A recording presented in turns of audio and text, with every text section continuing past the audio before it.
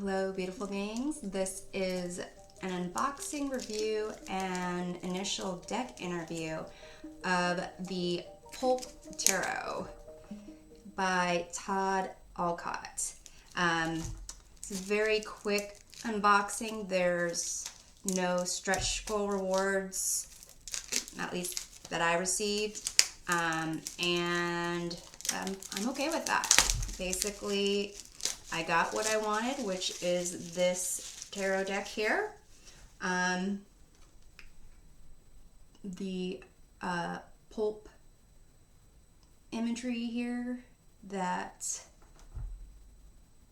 is hard to read on the back because it's got this kind of torn, worn newspaper effect going on. Something by something Todd Alcott, the Pulp Tarot, a new look at the classic Rider-Waite-Smith deck, something the vocabulary of 70, I'm assuming 78, pulp illustration. It's a dynamic, I'm assuming the word is penetrating, two-fisted tarot deck that's something to rip the lid off the secret forces that pulse vibrantly within every living soul and examine this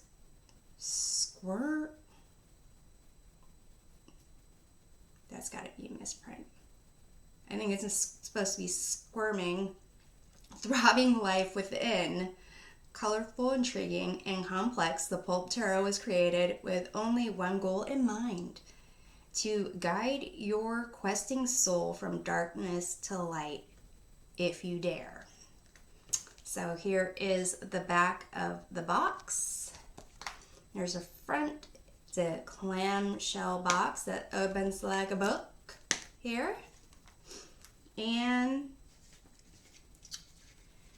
the Pulp Tarot has a little black and white guidebook, a little ribbon inside to pop out the deck.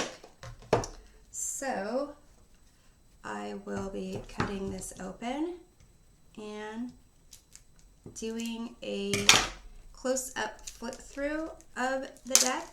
I really do like the red on the edges of this card, or these cards. And on the back, it just says Pulp Tarot in every which way. But I will go ahead and do the close-up flip through, and then we'll get back to the initial deck interview. So I had an opportunity to take a look at the guidebook for this Pulp Tarot deck, and I really liked some of the descriptions in here. It really does follow the Rider-Waite-Smith descriptions. There are some deviations, or I would say slight variations, or even some things that are pointed out that maybe I personally have not considered before. For example, here is a description of the, see here, Queen of Swords, represented by Joan of Arc, who, more than most people, knows what it's like to receive an idea from on high. Like Joan, the Queen of Swords is driven, motivated, and very sure of herself and her ideas. The question then becomes, does she end up like the woman in the Eight of Swords, trapped by her ideas or persecuted by others' opposing ideas? So I did like how there was reference to other cards in the deck. But as I go through the different cards, I'll point out some things that I noted from the guidebook.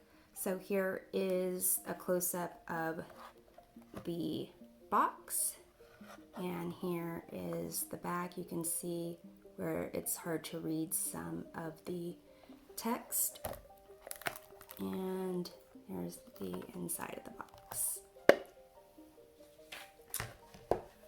Okay, so we start off with the Fool here.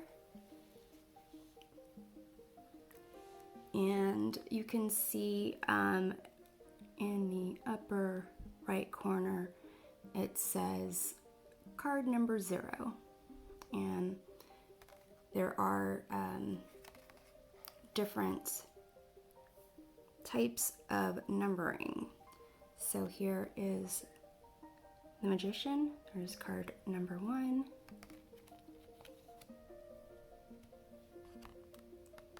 The High Priestess, card number 2.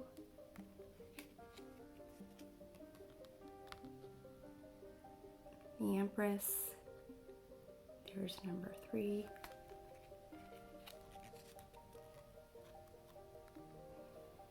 The Emperor, who's ready to throw a punch, it looks like. The Hierophant. In the guidebook, it pretty much says that, you know, talks about religions being corrupt and questions whether the Hierophant in your situation is corrupt. Here is the Lover's card. You can see the number 6 in the heart here. And the guidebook made a comment asking whether this rule-making Hierophant sent this angel to interrupt this fun garden day of this couple. Here's the Chariot. And trying to see where the number is on this one. Oh, the very bottom. It says number 7. Strength card.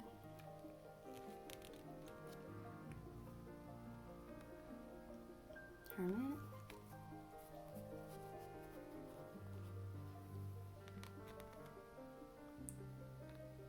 I like this Wheel of Fortune. Yes, I have to feel and see whether that crease is actually in the card, but it is not. I really like this Justice card, Major Arcana 11.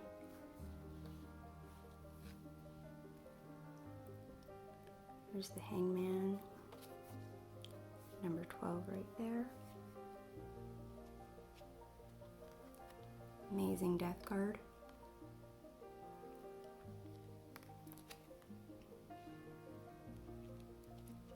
And here, the Temperance card.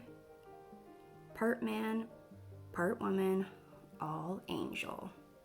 1 foot in the water, 1 foot on land. Very fancy.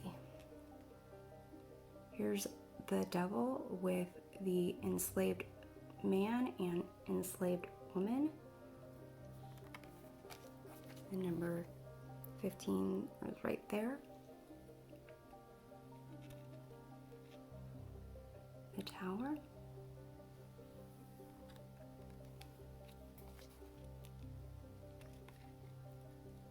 The Star.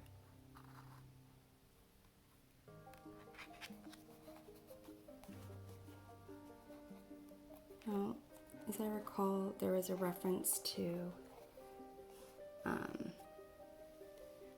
the star being kind of about balance,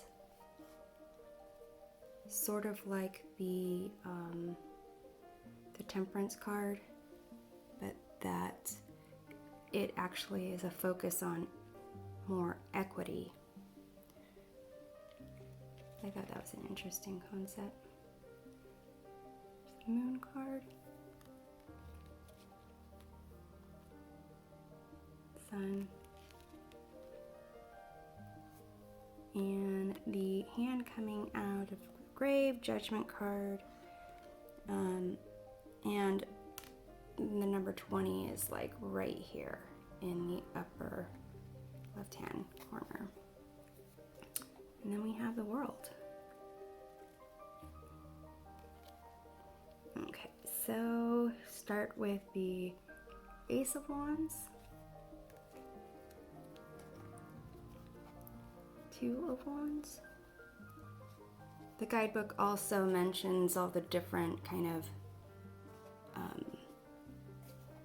ways that the images were photoshopped together, and I believe it's this Two of Wands, this gentleman holding the globe was taken from about 5 different images.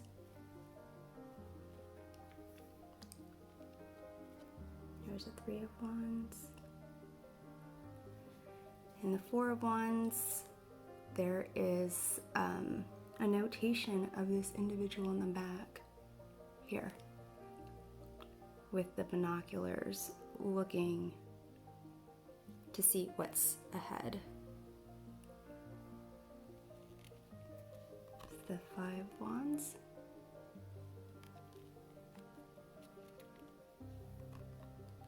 Six of Wands.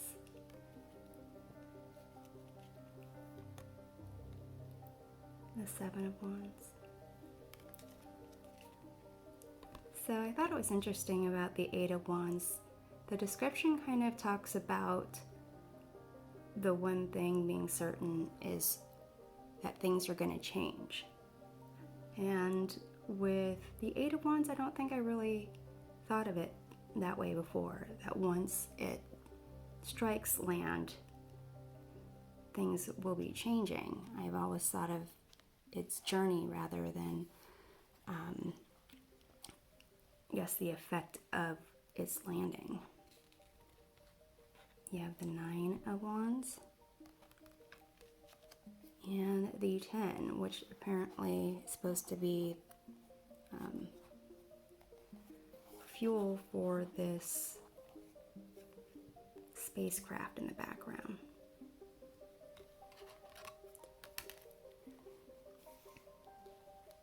Page of Wands. I dig this Knight of Wands. There's the salamander on the side, and there was a notation that this car is intentionally going through a waterless in a desert plain area. And the Queen of Wands is also, the description makes her seem a little more sinister, or potential for that. And then the King of Wands with the blazing building in the background kind of suggests that this king is burning everything to the ground. It almost doesn't matter what the reason is, but it I guess it's like to rebuild something or to, punish people. I guess that's the question. But it is a little bit more sinister as well than, or nefarious even, than I would consider the King of Wands. And then there's a salamander on the back there. Now into cups. Got the Ace, the Two of Cups, Three of Cups,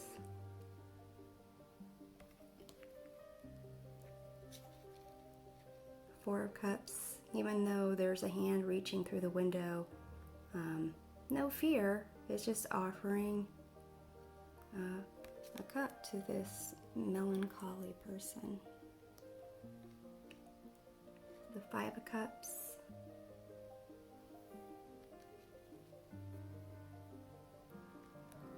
I actually did like the description in the guidebook here, where it basically says that regardless of what's lost, there's always find resources. I believe it was this one. 6 of Cups. 7 of Cups being illusions. 8 of Cups with this detective-looking individual. There was a comment in the guidebook about whether or not what the individual was seeking was real or whether it was illusions, like what's in the 7 of Cups. 9 of Cups. The happy bowling family, and the 10 of Cups. And the Page of Cups here. And the guidebook commented how it's similar to the 4 of Cups in the sense that there is a gift of a cup or a gift of a fish here being offered to the individual, but their kind of demeanor is very different. I think in the guidebook I couldn't quite catch whether or not they were making a comment about the beach and the water not having any people in it, because the printing left off some punctuation and maybe the phrasing was, it was unclear to me whether that was intentional or there was some more to be said. There seems to be some punctuation and spelling errors in the, at least on the box it seemed, and in the guidebook. So we have the Knight of Cups here, the Queen of Cups, and the King of Cups, who there was note that the King of Cups doesn't even need to look at the cup, just so assure. And here we are in Swords. Basically, it's the guidebook kind of mentioned it as having a new idea, but I kind of see the Ace of Swords as a lot of different things. I see it as clarity, I see it as seeking truth, and kind of like almost like the truth prevailing. Here's the 2 of Swords, 3 of Swords, and the 4 of Swords here was, the word was contentment, I believe, in that this individual is able to sleep peacefully with the 4 swords around the bed. And I believe it looks like there is a picture of, is that 2 nude people embracing and looking at each other? Maybe. Interesting.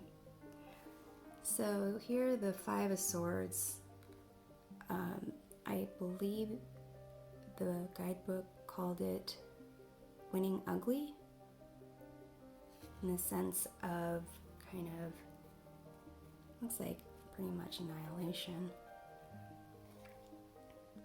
And the 6 of Swords was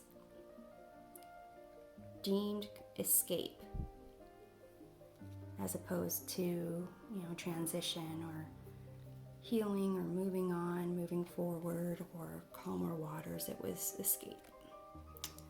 Here, the 7 of Swords is identified as someone stealing another person's ideas, capable of espionage, possibly. The 8 of Swords, 9 of Swords,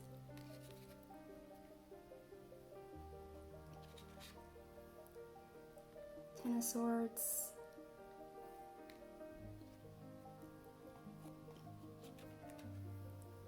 There is the Page of Swords. It was interesting with this Knight of Swords, there was a reference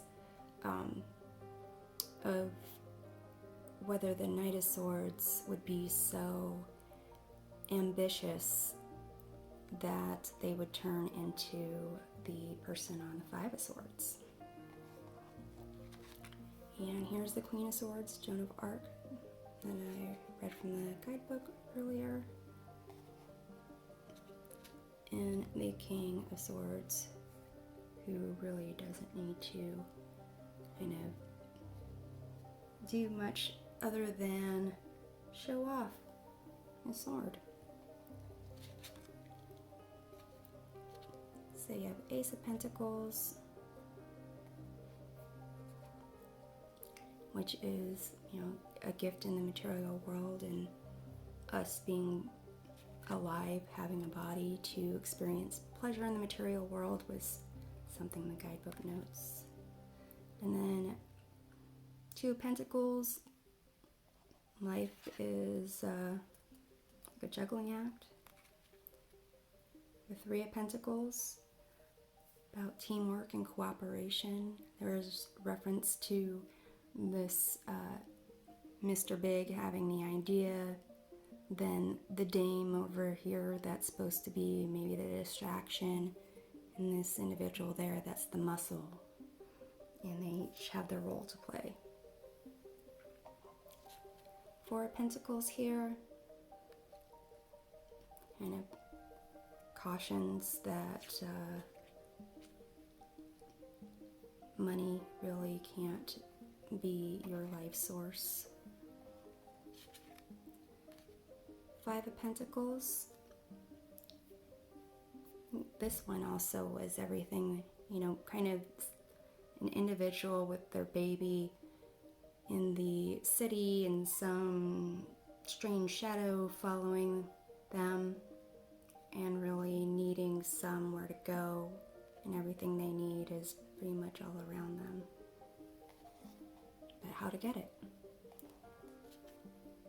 Six of Pentacles, charity, and then the scales on the hand there, kind of indicating that, I think it was like I forgot the word, was it thriving society? Not sure what the term was, but basically that every individual should be in a position of giving to others when they're in need, type of thing. Seven of Pentacles. So here, the Seven of Pentacles is supposed to be that this woman has more money than she knows what to do with, but the issue is whether or not the money that she has came to her in a way that was above board.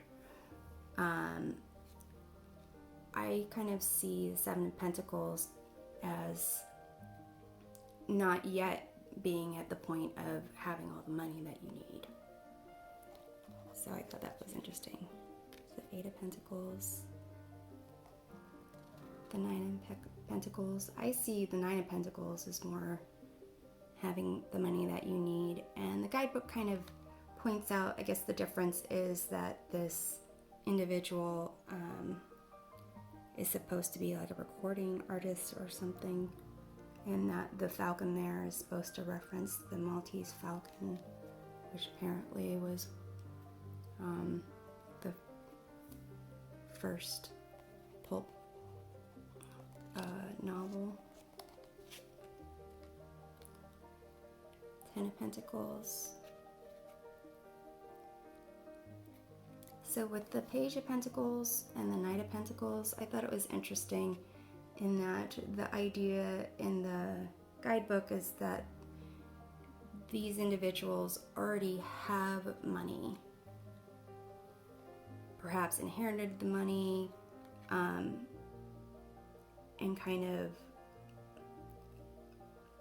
are in the position to do what they want with it. I kind of see the Page of Pentacles is actually learning value and kind of determining what is valuable, and that the Knight of Pentacles is on a long-term journey of creating what is, valuable. And the Queen of Pentacles here, and the King of Pentacles.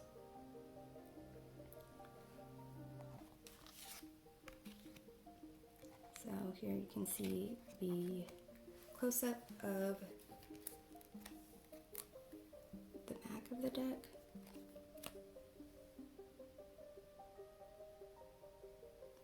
And the edges here.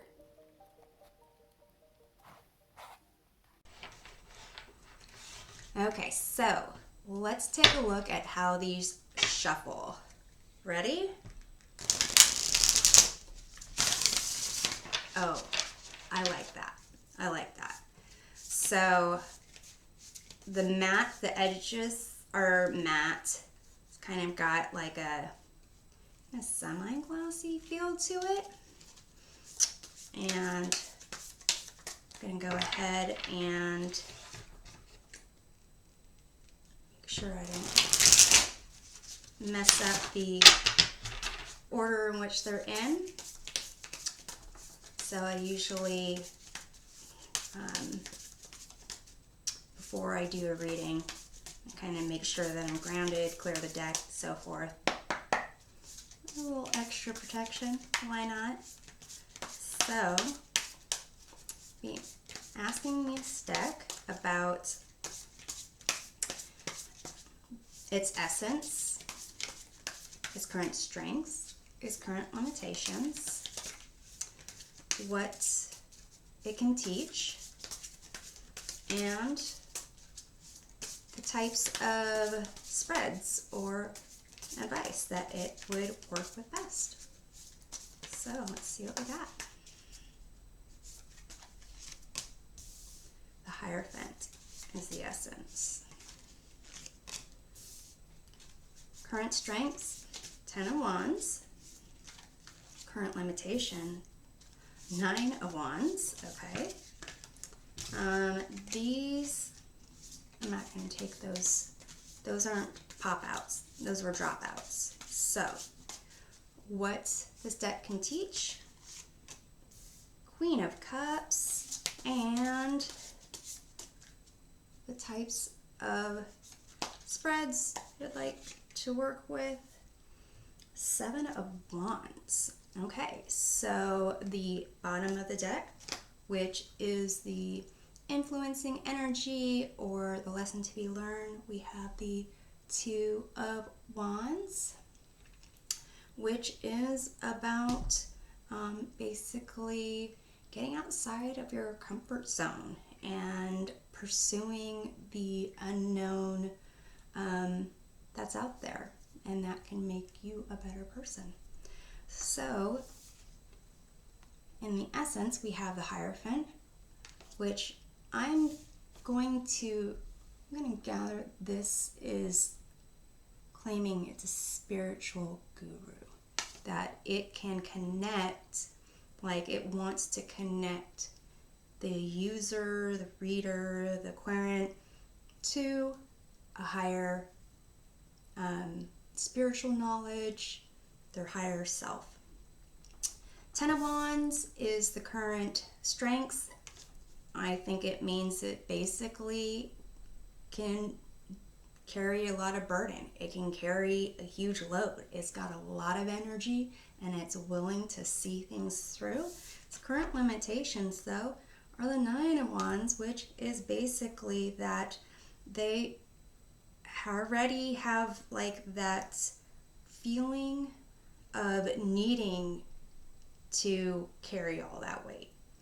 So, is that a good thing? A lot of wand energies. I'm thinking that there was a lot of energy that went into this deck, and so there's a lot of like pent up energy in the cards. But what it can teach, Queen of Cups. So basically, being in touch with emotions, nurturing others, getting in touch with your intuition, and really just being able to give and receive love. That sounds pretty good.